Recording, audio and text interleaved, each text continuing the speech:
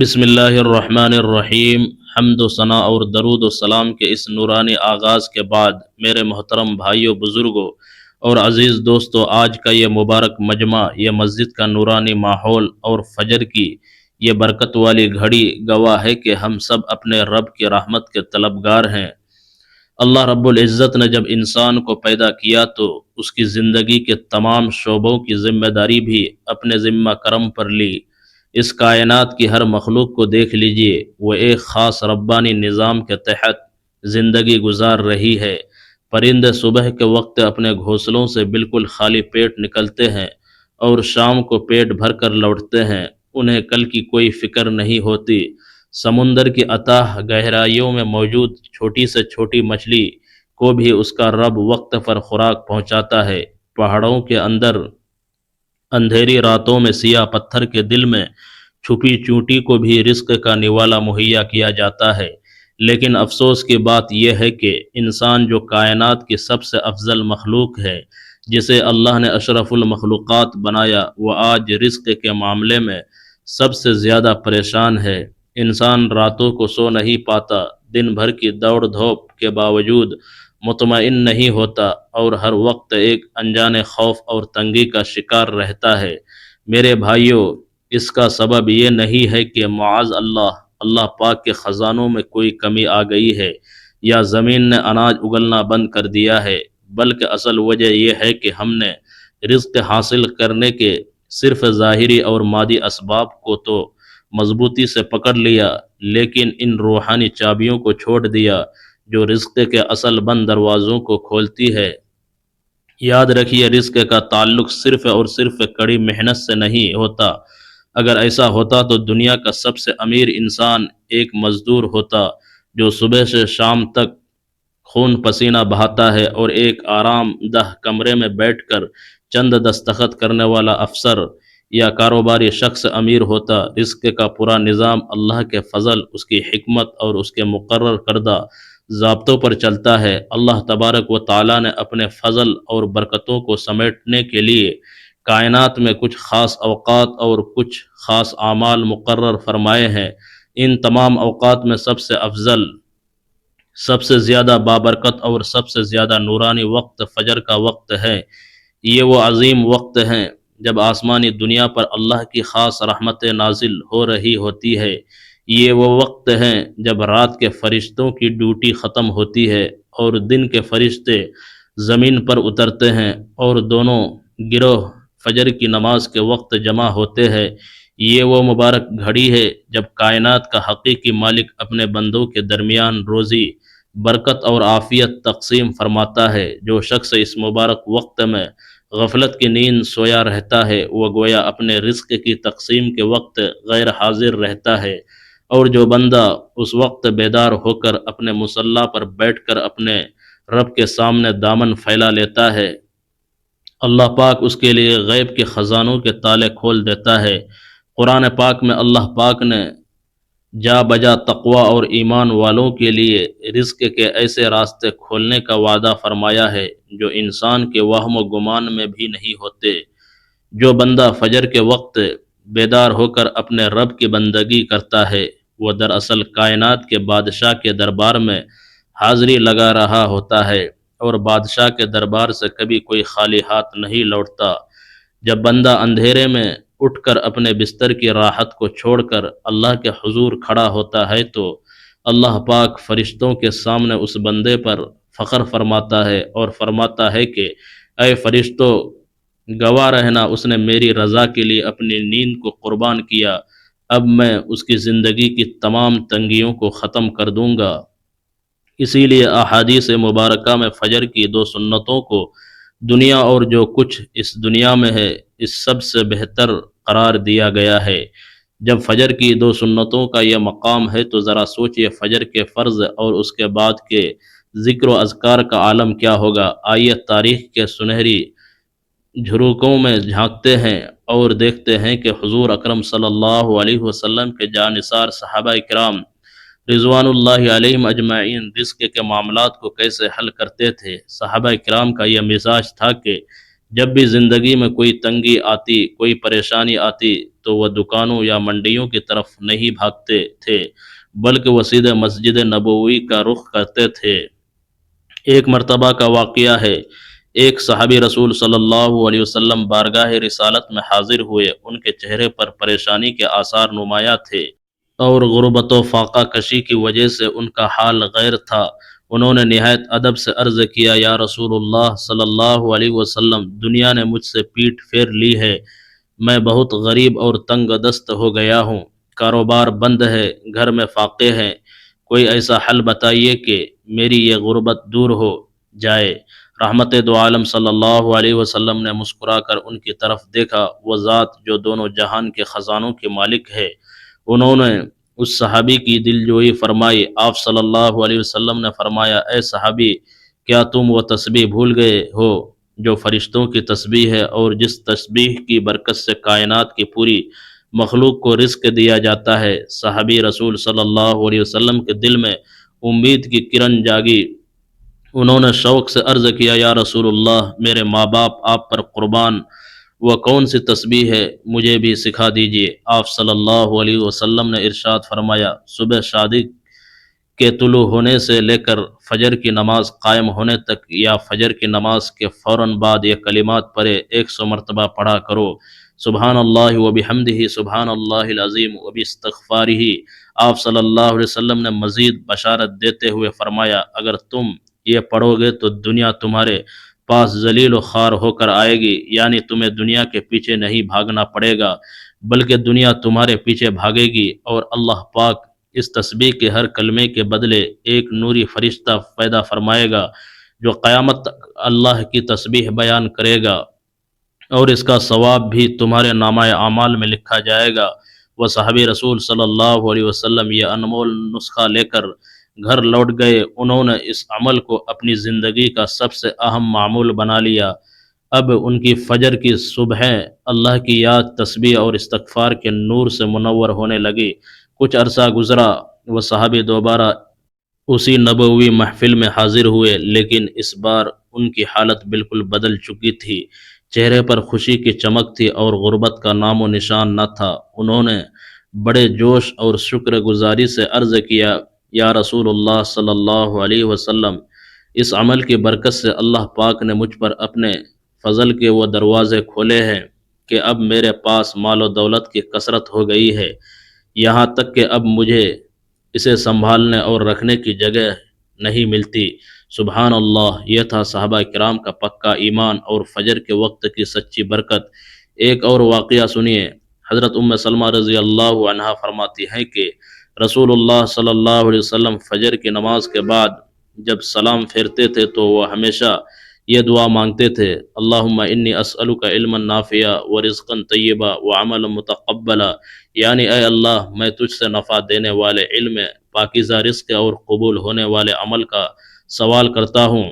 غور کیجئے کہ کائنات کے سب سے سچے انسان صبح کا آغاز ہی رزق طیب کی دعا سے کر رہے ہیں، تو پھر امت کو فجر کے وقت رزق مانگنے کی کتنی زیادہ ضرورت ہے۔ ایک اور روایت میں آتا ہے کہ حضرت علی رضی اللہ عنہ کے پاس ایک شخص آیا اور کہنے لگا کہ میں بہت مقروض ہوں۔ آپ نے فرمایا کہ کیا میں تمہیں وہ کلمات نہ سکھا دوں جو رسول اللہ صلی اللہ علیہ وسلم نے مجھے سکھائے تھے؟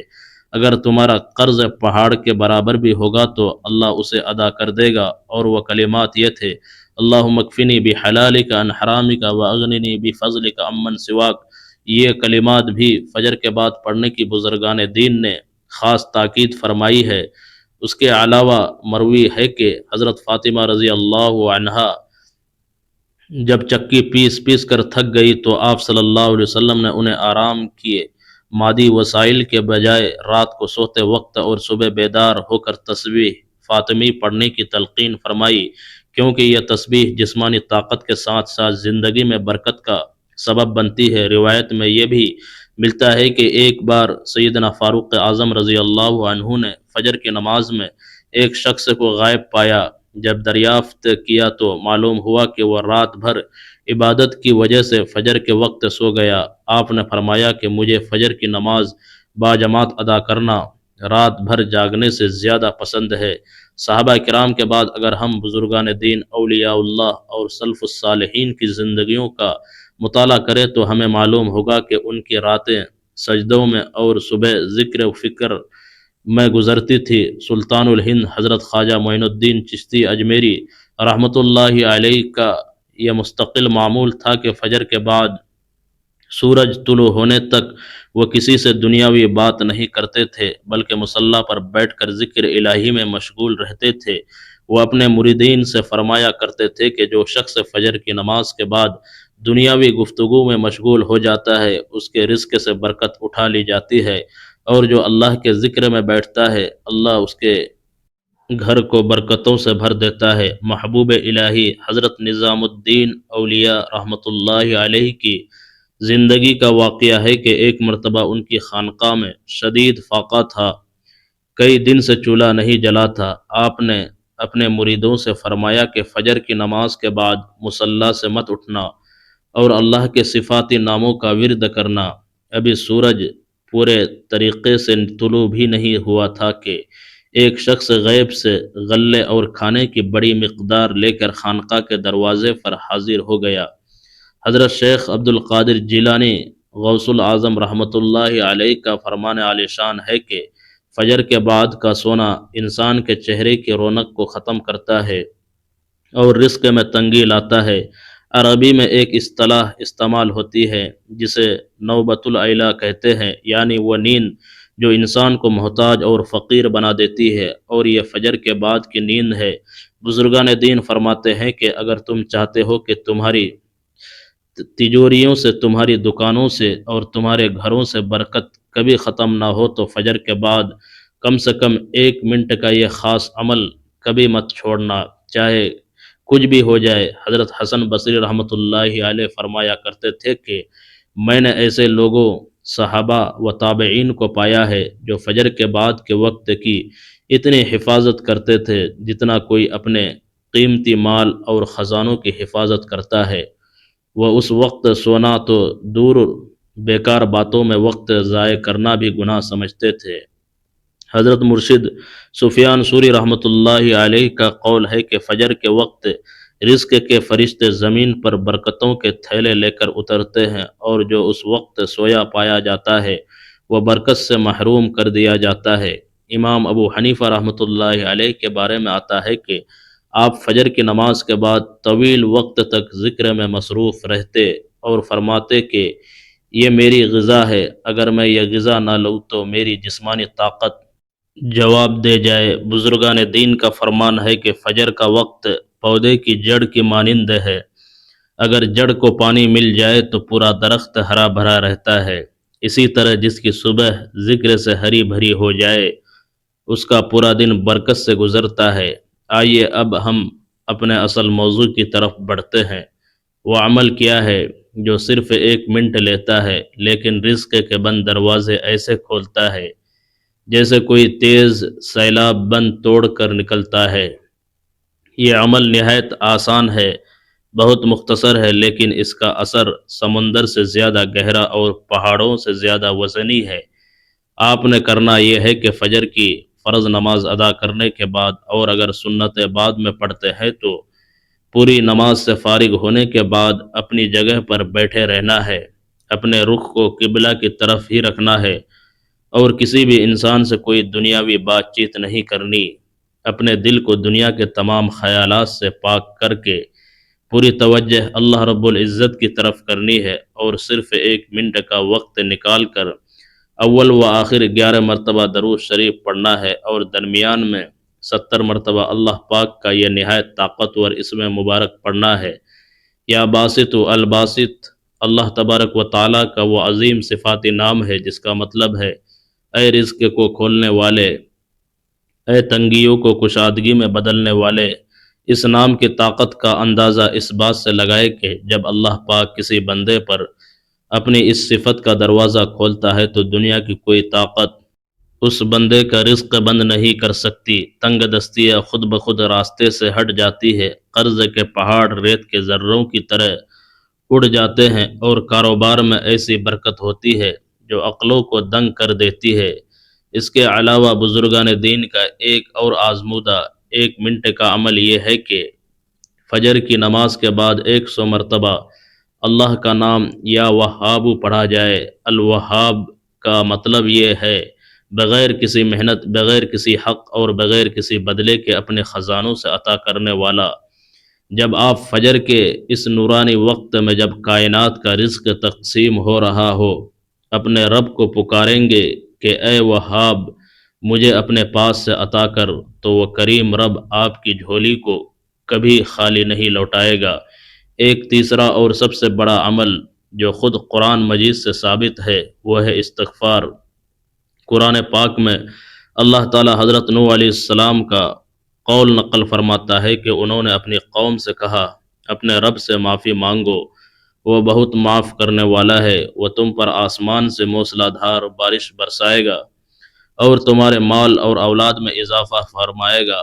فجر کے بعد صرف 1 منٹ نکال کر 100 مرتبہ استغفر اللہ الذی لا الہ الا هو الحی القیوم واتوب الیہ پڑھنا انسان کی زندگی سے فقر و فاقہ اور محتاجی کا ہمیشہ کے لیے خاتمہ کر دیتا ہے۔ ایک اور خوبصورت عمل یہ بھی بتایا گیا ہے کہ فجر کے بعد سورہ واقعہ کی تلاوت کی جائے، کیونکہ حدیث پاک میں آتا ہے کہ جو شخص ہر رات سورہ واقعہ پڑھے گا اسے کبھی فاقہ نہیں ہوگا، اور اگر رات کو موقع نہ ملے تو فجر کے بعد پڑھنا بھی بے حد مفید ہے۔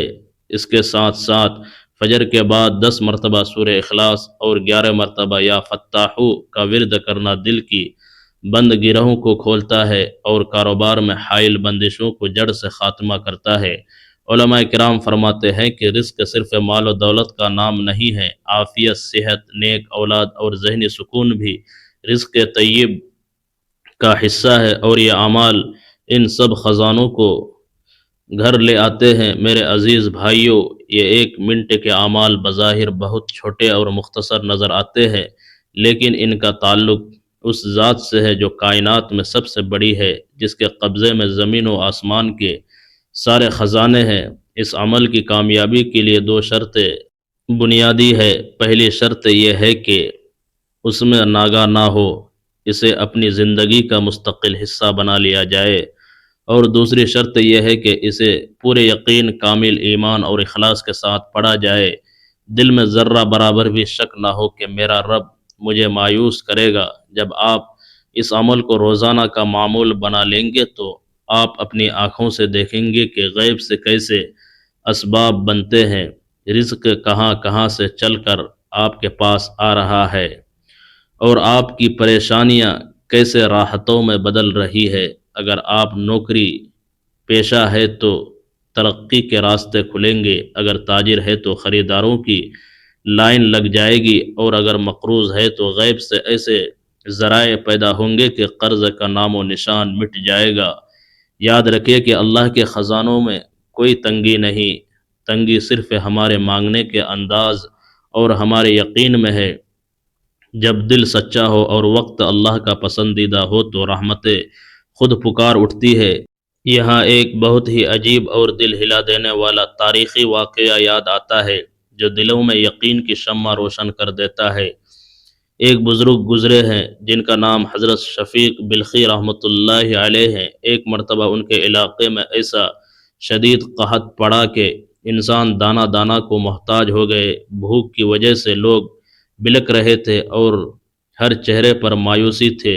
ایسی ہولناک حالات میں حضرت شفیق بلخی نے منڈی میں ایک غلام کو دیکھا جو بہت خوش و خرم ہنس کھیل رہا تھا اور اسے قحط کی کوئی فکر نہ تھی۔ آپ نے اس کے پاس جا کر پوچھا کہ اے نادان، تجھے شرم نہیں آتی کہ پوری مخلوق بھوک سے مر رہی ہے اور تو اس طرح ہنس رہا ہے؟ اس غلام نے جو جواب دیا وہ کائنات کی سب سے بڑی اور طاقتور حقیقت ہے۔ اس نے کہا کہ مجھے قحط کی کیا فکر، میرا جو مالک ہے اس کے پاس ذاتی غلے کا ایک بہت بڑا ذخیرہ اور ایک بہت وسیع گودام ہے جہاں سے مجھے میرا نوالا روز مل جاتا ہے۔ حضرت شفیق بلخی رحمۃ اللہ علیہ تڑپ اٹھے اور ان کی آنکھوں میں آنسو آ گئے۔ انہوں نے اپنے دل کو جھنجھوڑا اور فرمایا کہ افسوس ہے مجھ پر، اس غلام کا مالک تو ایک عام انسان ہے جس کے پاس چند بوریاں غلے کی ہے، اور یہ غلام اتنا بے فکر ہے، جبکہ میرا مالک تو وہ احکم الحاکمین ہے، جس کے پاس زمین و آسمان کے سارے خزانے ہیں، جو مٹی سے سونا بنا سکتا ہے اور جو پتھروں کے اندر رزق چلاتا ہے۔ پھر میں کیوں رزق کے لیے پریشان پھرتا ہوں؟ اسی دن سے ان کا توکل بلند ترین مقام پر پہنچ گیا۔ میرے بھائیو، رزق کی تنگی دراصل مال کی تنگی نہیں ہوتی، بلکہ ہمارے یقین کی تنگی ہوتی ہے۔